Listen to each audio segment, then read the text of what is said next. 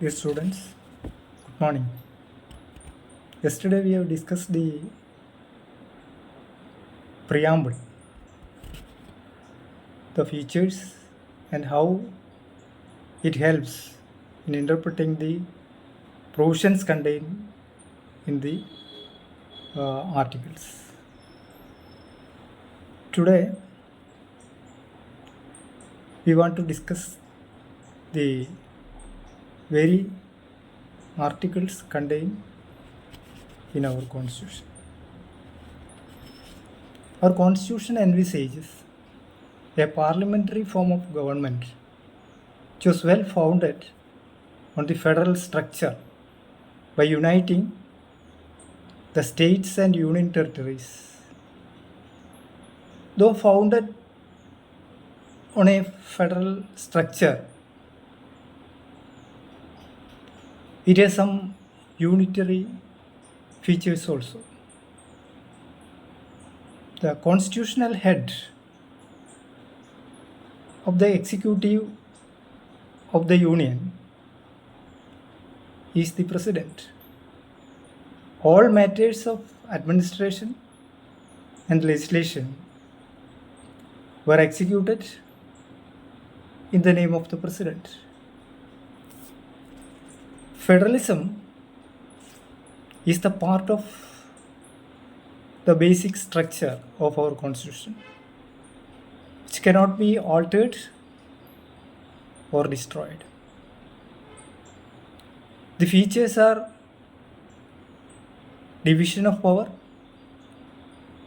constitutional supremacy, independent judiciary, and a bicameral legislature. The federal structure we inherited from the Government of India Act 1935.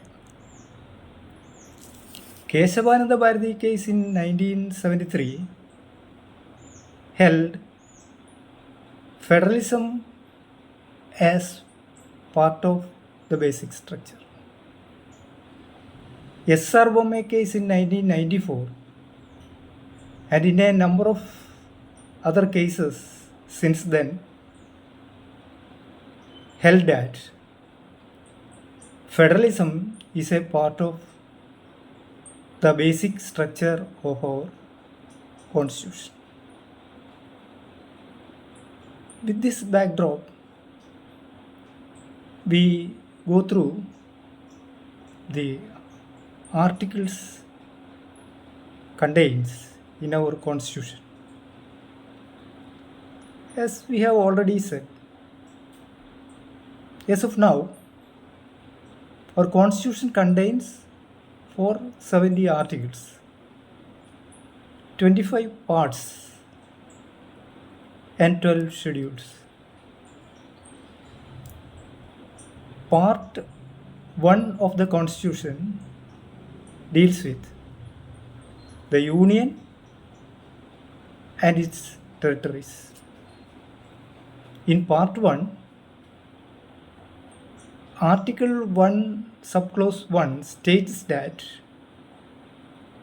India, that is Bharat, shall be a union of states. Again, the subclause 2, the states and the territories thereof shall be as specified in the first schedule. Subclause 3 states that the territory of India shall comprise A. Territories of the states, that is its geographical extension and boundaries, etc. B. Union territories specified in the first schedule. C. Such other territories as may be acquired, etc. Article 2 is regarding the admission of new states and The Article 3 contains the formation of new states. That is regarding the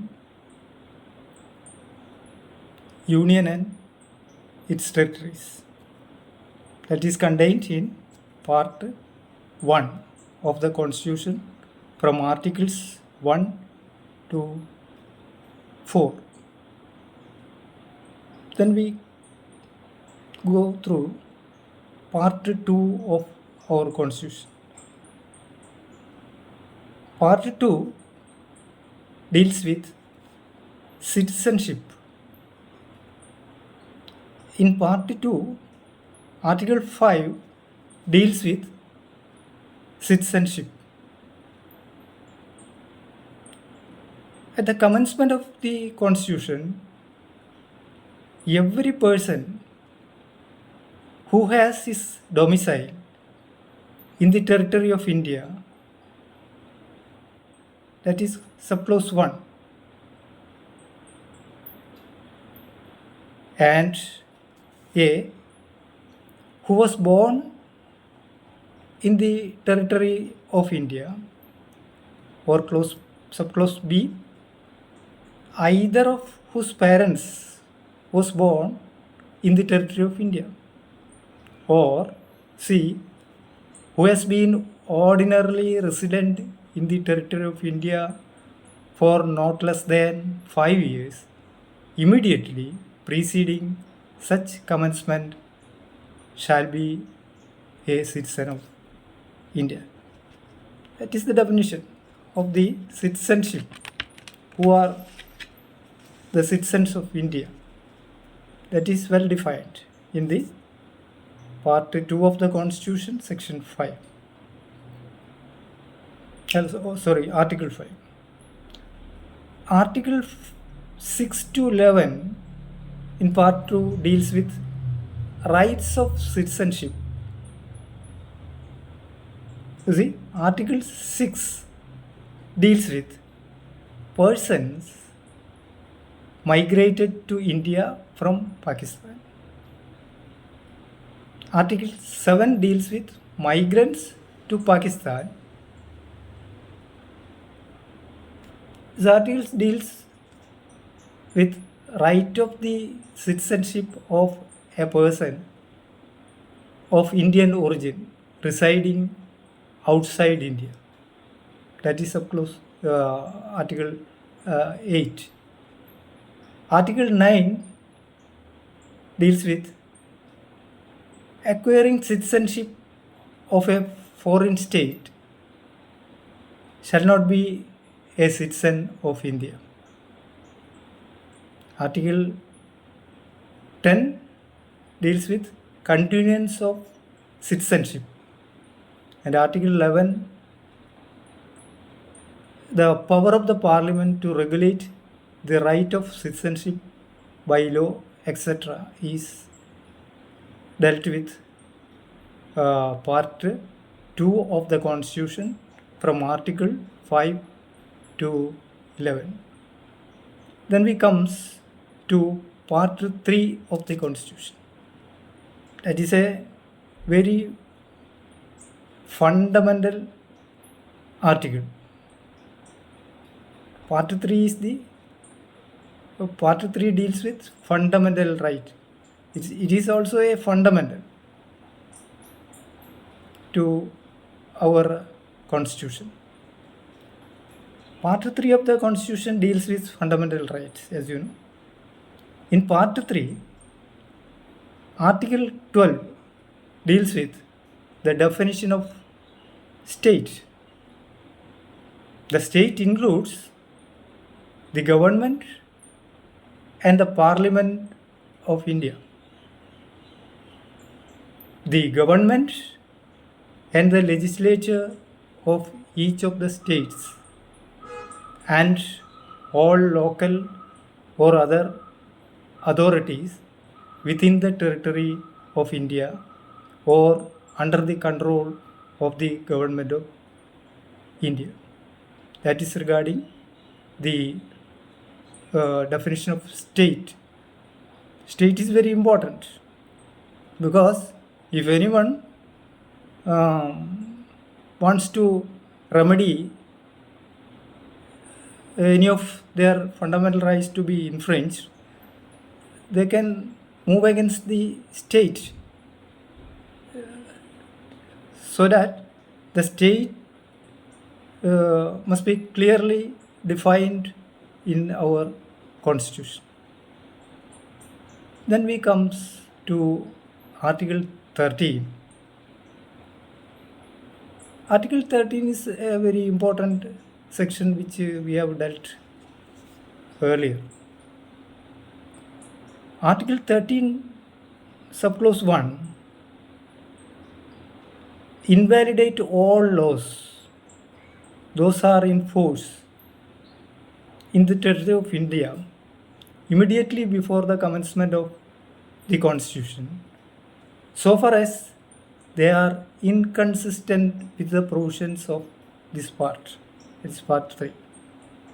To that extent of its inconsistency with the fundamental rights be void. It is void ab initio.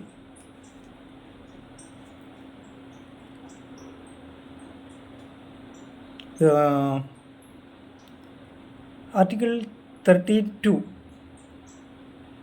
State shall not make any law which takes away or abridges the right conferred by this part, and any law made in contravention to that extent be void. It's very clear. Article 13.3. In this article, unless the context otherwise requires, a law includes any ordinance, order, bylaw, rule, regulation, notification, custom or usage having in the territory of India the force of law. That is what section 13 clause 3 says, that we have discussed earlier. A customary law we have go through. Article 13.4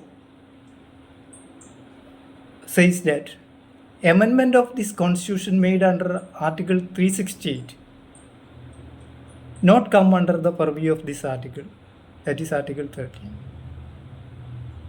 That is regarding Article 13.4. So we go to the section Article 14. Article 14 deals with right to equality. Article 14. Equality before law and equal protection of laws. Every person has the right to treat him equally before the law and equal protection of laws within the territory of India. That is equality before law and equal protection of laws. The state shall not deny to any person equality before the law or the equal protection of laws within the territory of India.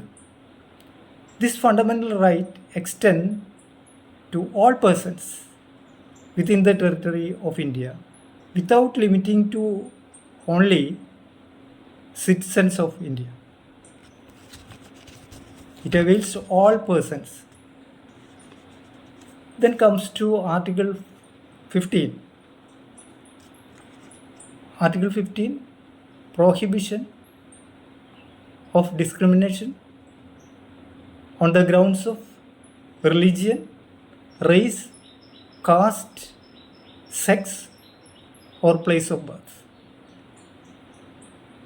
Article 15.1 prohibits any discrimination only on the grounds of religion, race, caste, sex, or place of birth of a citizen. Subclause 2, a citizen shall not be subjected to any disability, liability, restriction, or condition with regard to subclause A, access to shops, public restaurants, hotels, and place of public entertainment, or B, the use of wells, tanks, bathing ghats, roads, and place of public resort maintained wholly or partly out of the state fund or dedicated to the general public. Again, clause 3. This article shall not prevent the state from making any special provision for women and children. You see, the subclause 3 unveils the prohibition contained in these articles and allowed the state to make special provision for women and children and relaxed the general prohibition.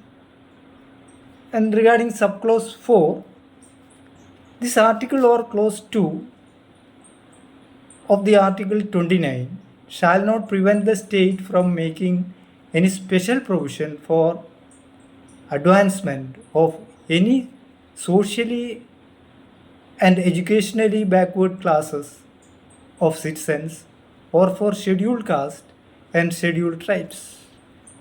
Again, this subclause 4 also a limitation to the general rule.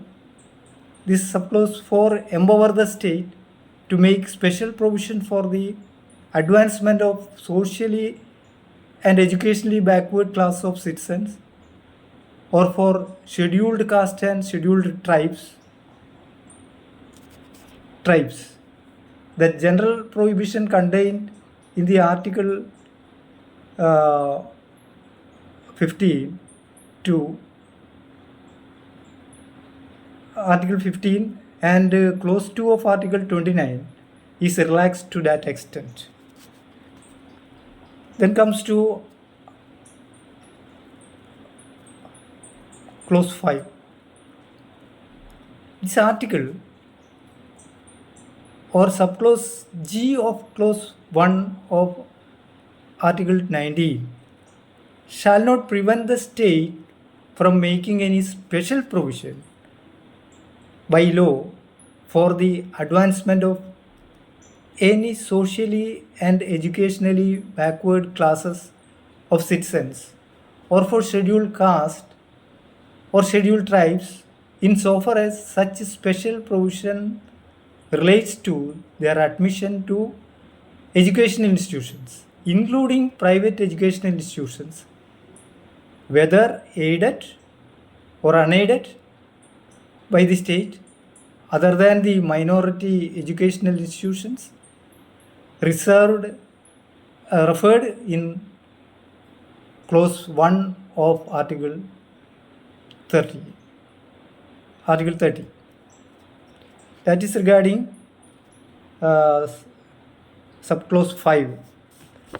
This subclause 5 also restricts the general prohibition contained in Article 15 and in subclause G of clause 1 of the Article 19, and the state has invested with power to make special provision by law for the advancement of backward classes of citizens or for scheduled caste and scheduled tribes in relation to their admission to educational institution other than minority educational institution contained in clause 1 of Article 30. So that is regarding this prohibition and discrimination on the grounds of religion, race, caste, sex, or place of birth. That is the general prohibition contained in Article 15. Now we go through the Article 16. Article 16 deals with equality of opportunity in matters of public employment. In public employment. Article 16(1), there shall be equality of opportunity for all citizens in matters relating to employment or appointment to any office under the state. In clause 2, no citizen shall, on grounds only of religion, race, caste, sex, descent, place of birth, residence, or any of them, be ineligible or discriminated against in respect of any employment or office under the state. That is, a citizen shall not be made ineligible or discriminated only on the grounds of religion, race, caste, sex, descent, and place of birth, residence, or any of them in respect of any employment or office under the state.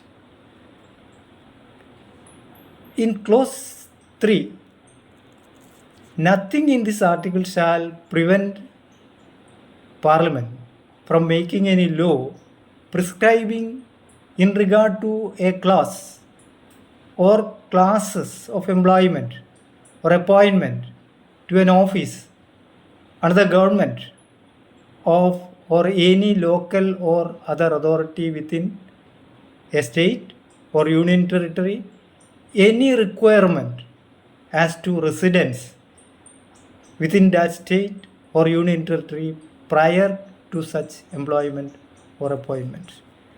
That is clause 3. Clause 3, this clause relaxes the general prohibition contained in Article 16, that is equality of opportunity in matters of public employment, and allowed the Parliament to make any law creating class or classes of employment for those who have residence within that state or union territory prior to such employment.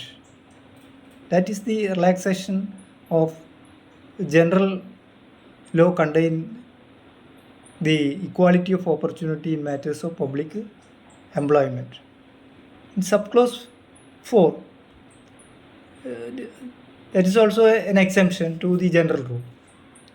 Subclause 4 says nothing in this article shall prevent the state from making any provision for the reservation of appointment or post in favor of any backward class of citizens which in the opinion of the state is not adequately represented in services under the state.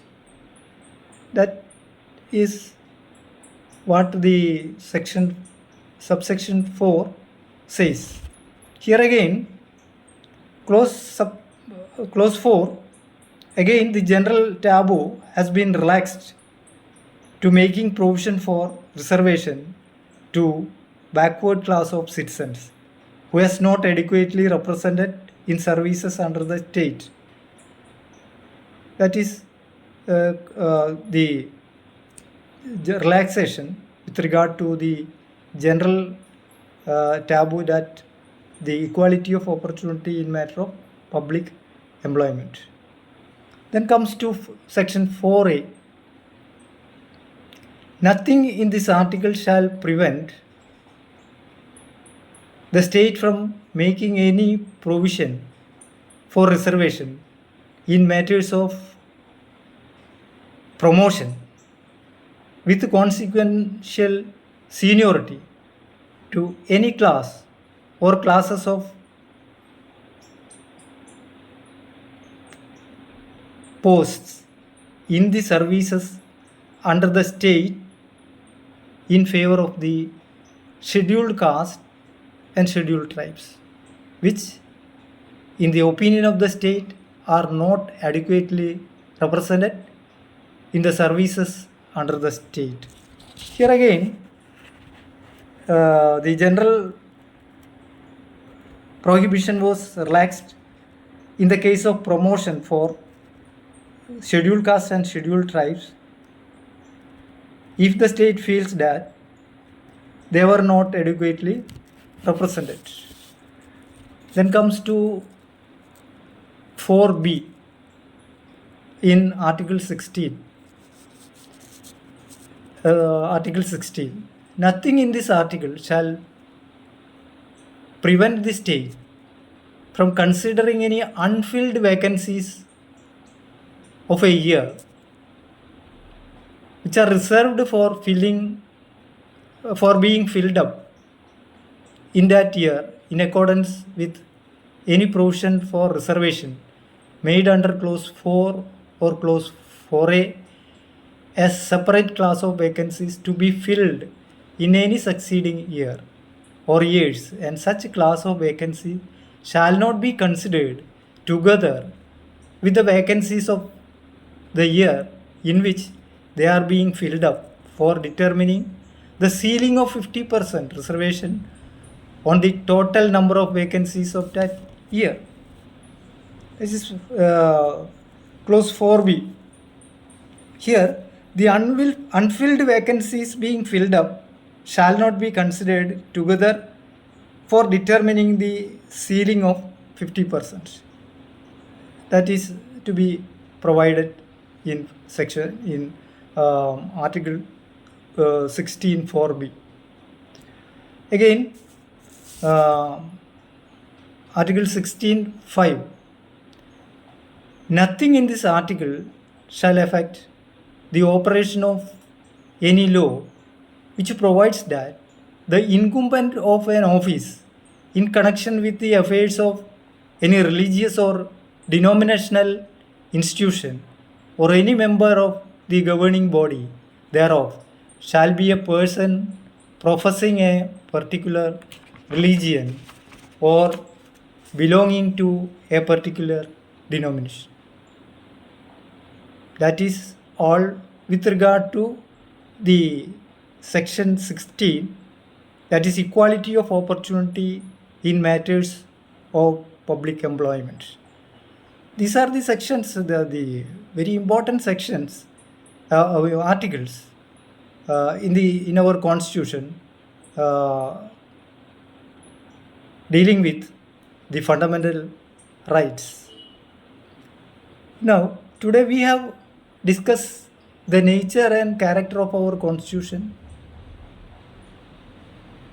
Though it has been built up in a federal setup, this basic feature cannot be destroyed or altered. We should sailed through. We should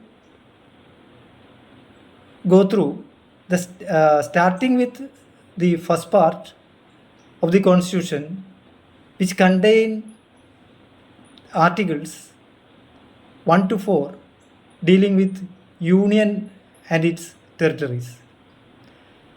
The features of the union of states and its geographical extension and boundaries codified in the first schedule. Then comes part 2, which deals with citizenship. Article 5 to 11 deals with citizenship and rights of citizenship. Then part 3 is a very important part, which deals with fundamental right. Here we conclude for a day, and the next day we will discuss a most important fundamental right which contained in Article 19, right to freedom. Take care. Thank you.